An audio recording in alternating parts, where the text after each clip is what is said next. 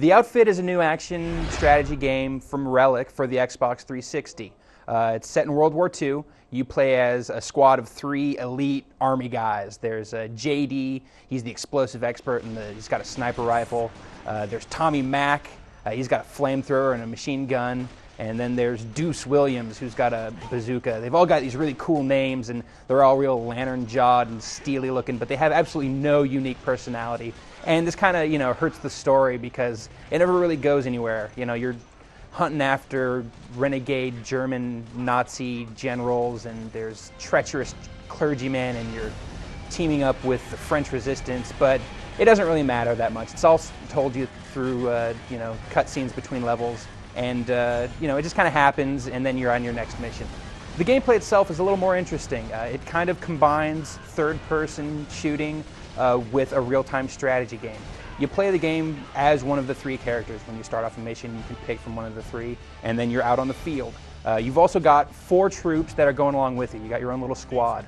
You can also, most importantly, deploy all sorts of military hardware through airdrops. You hit the Y button on your Xbox 360 controller and it brings up the Destruction on Demand menu.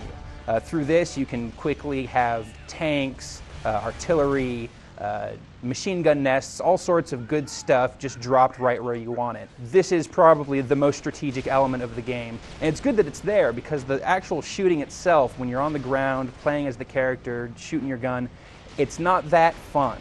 The third-person shooting, when you're actually on the ground with the gun, isn't that much fun. The shooting itself isn't very satisfying. The guns are pretty inaccurate, and they have really bad reload and cooldown times. You can actually get better weapons for your guys as you progress through the game. The more you use a guy and his gun, the more you're going to get better weapons. But it doesn't really matter that much because so early on in the game, you're totally conditioned to use the airdrops, use vehicles, use your squad as much as possible. So when those upgrades do come, it's kind of a moot point. Now I mentioned the squad of 4 guys. Those are just 4 kind of generic grunts that are at your back at all times. If any of them die, you can pull up the Destruction on Demand menu really quickly, order up some new ones. They basically just follow you around and do what you do. You can give them a few very limited commands under very specific circumstances. You can tell them to charge and attack some enemies, or you can tell them to defend a position. Each of the characters you can play as also has a third special ability. Like JD can tell the guys to go and blow up a vehicle. But there's a huge downtime between your ability to give commands. Once you give a command, there's a little meter down the corner that needs to charge back up before you can do it again, and it can take you up to like a minute for that to happen. So you're not going to be doing a lot of real, laser-like precise squad movements with the guys on your team, but they're still useful. They're good for cannon fodder. They will back up your position when you need to run into some sort of embankment or something. The strategy in the game is also kind of limited to just, where you're going to place your machine gun nests and your anti-tank cannons when you get to specific points.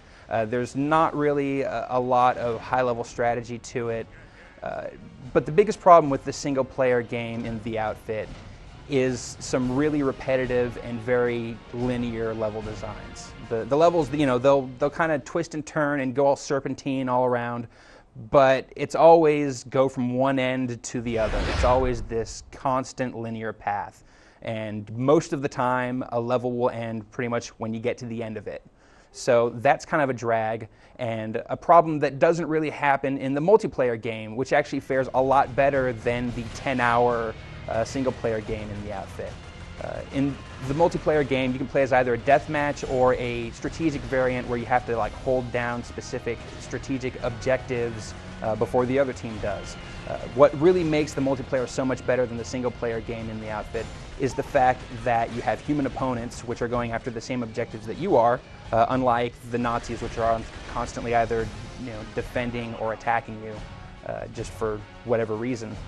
And also the map designs are a lot better. They're slightly more compact, but they also have a much more interesting layout to them. You're going to find yourself crossing paths with your enemies a lot more, and it's just a lot more interesting. You can do this either in a head-to-head against another player, or you can do 2-on-2 or 3-on-3 versions of that as well. You can also play the game, the single-player campaign, co-op online, which actually adds a layer of strategy that's kind of missing in the single-player game, where you actually have to coordinate with another person. So that's kind of cool. The game isn't much for finesse as far as the gameplay goes, as you might have guessed by now. And that kind of bleeds into the presentation as well. The game is all about blowing stuff up. Tanks, heavy machinery, any sort of military hardware usually blows up pretty good in the outfit.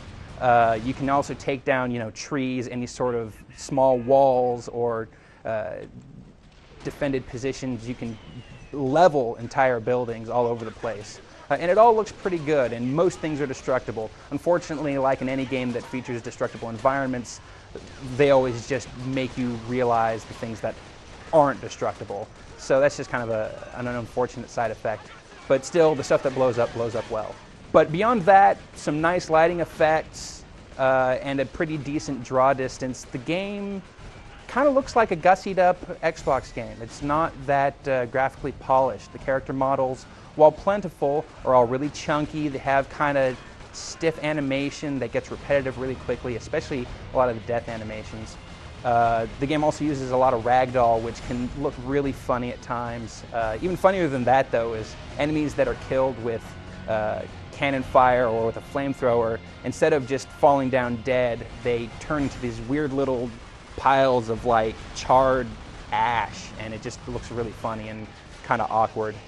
The game also has some frame rate problems occasionally. When there's like a lot of smoke or haze on screen, it will make the frame rate drop. The levels, while not particularly huge, are usually pretty dense with stuff.